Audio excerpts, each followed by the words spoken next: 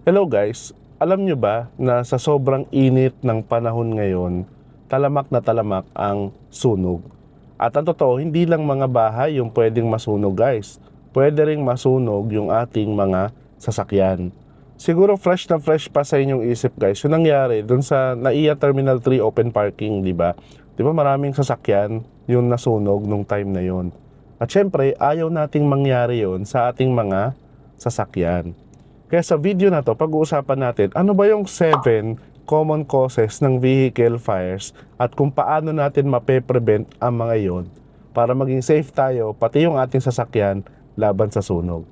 So ready na ba kayo guys? Tara pag-usapan natin yan. Let's roll!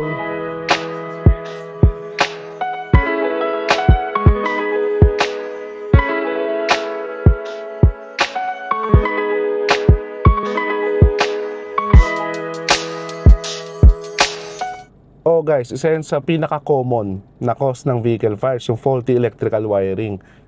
Totoo, di ba napakasaya, minsan exciting talaga magpa-install ng mga electronic accessories sa ating sasakyan like dashcam, sound setup, GPS, busina, headlights, you name it.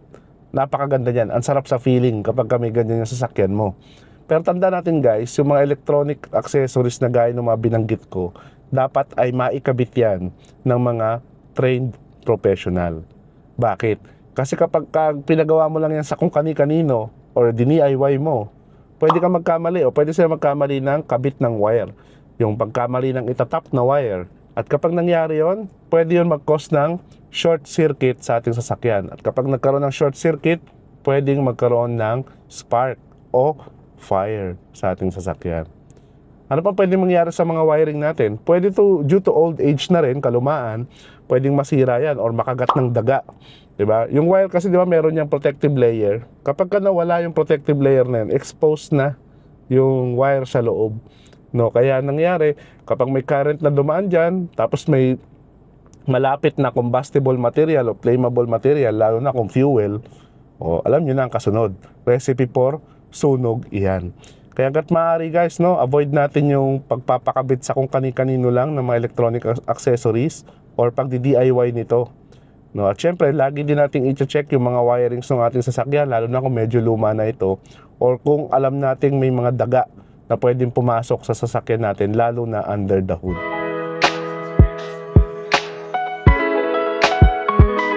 Yes guys, pwedeng mag-cause ng sunog ang pag-overheat ng ating mga engines. Paano pwede mangyari yon? Alam nyo guys, kapag nag-overheat yung engine natin, umiinit yung mga fluid sa loob niyan, like yung coolant at saka yung engine oils natin. At minsan sa sobrang lakas ng pressure, lalo na kung meron kayong mga oil seal or mga gasket na medyo luma na, sira na, pwedeng makalabas dyan yung oil o yung coolant natin. At pwedeng mag-contact yan sa mga other parts ng engine natin na sobrang init at mag-cause ng sunog. Kaya pwede talaga, no? Kaya kapag nakikita nyo guys sa inyong gauge na medyo tumataas na yung temperature ninyo, lampas na sa normal, hanap na kayo agad ng safe place na mahintuan ninyo para mag-cool down yung vehicle ninyo. Huwag nyo nang ipilit paanda rin kapag nag-overheat na siya.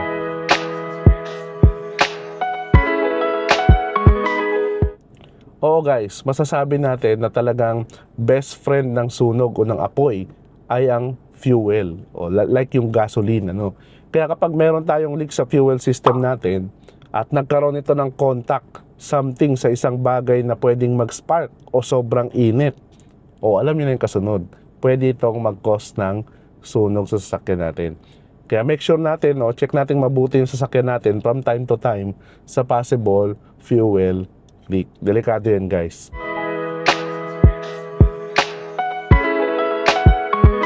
Yes guys, pwedeng maging cause ng fire ang car batteries natin. Di ba nga yung iba mismo, yung battery pa mismo yung sumasabog at buti nga yung iba, hindi nasusunog ng tuluyan yung sasakyan, di ba?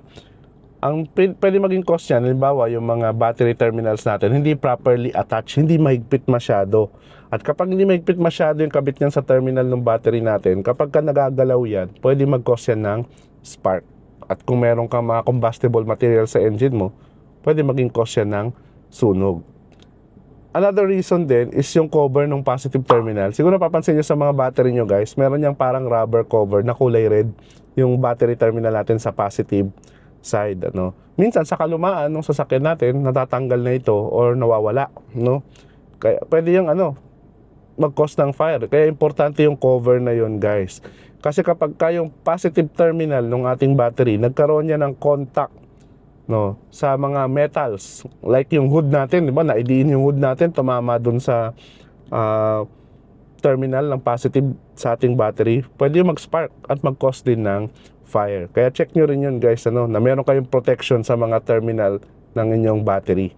May mga nabibili naman sa Shopee, Lazada na maganda, plastic or rubber na insulator, no. And also, make sure din natin na good quality, good condition pa rin yung ating mga car batteries.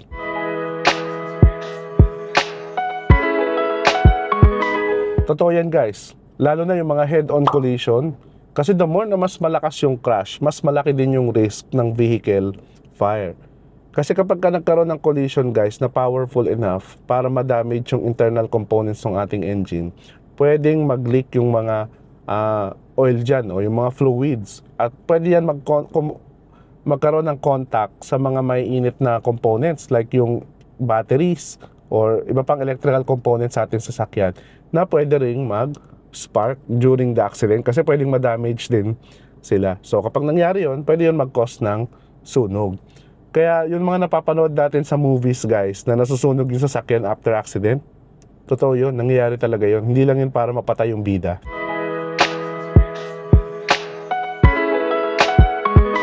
Oo guys, kailangan natin maging observant din sa pinaparkan natin na lugar.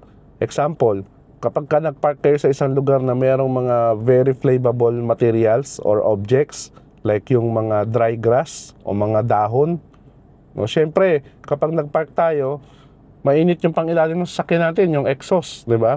Dagdag pa natin yung hot weather natin ngayon. Kaya yung mga grass, yung mga dahon, nagiging highly flammable yung mga yan. Kaya kapag nagkaroon sila ng contact sa mga sobrang init na part ng ating sasakyan, like yung exhaust natin, no, pwede yung maging cause ng sunog. Di ba yung nangyari sa NAIA Terminal 3 parking lot? Hindi naman natin 100% sinasabi na ito yung cause. Pero naging factor siya sa mabilis na pagkalat ng apoy, yung dry grass dun sa parking lot. Kaya be mindful guys sa mga lugar na pinagpaparkingan natin, lalo na kapag open na open, tirik na tirik yung araw.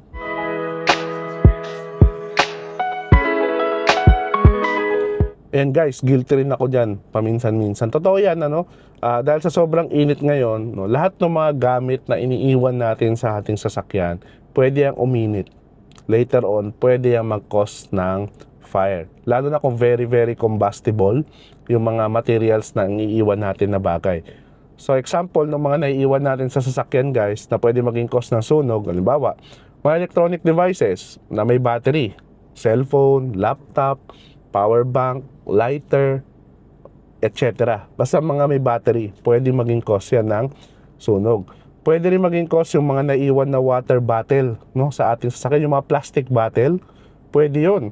Kasi kapag tinamaan ng init yung sasakyan natin through the window, di ba?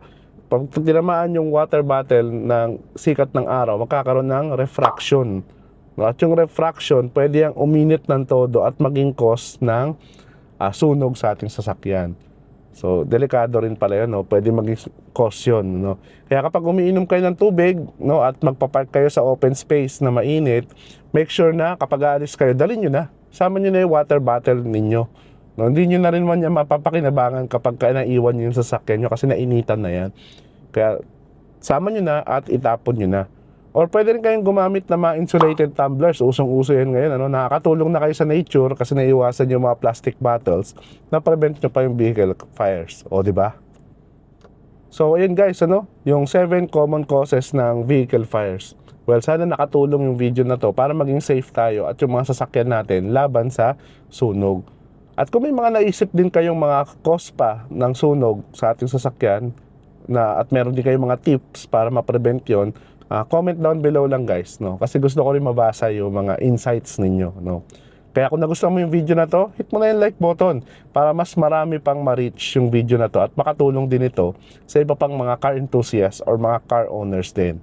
At syempre, kung di ka pa nakasubscribe, click mo na yung subscribe button at notification bell para updated ka palagi sa mga latest videos at happening sa ating channel. So till the next videos guys, always remember, drive safe and enjoy!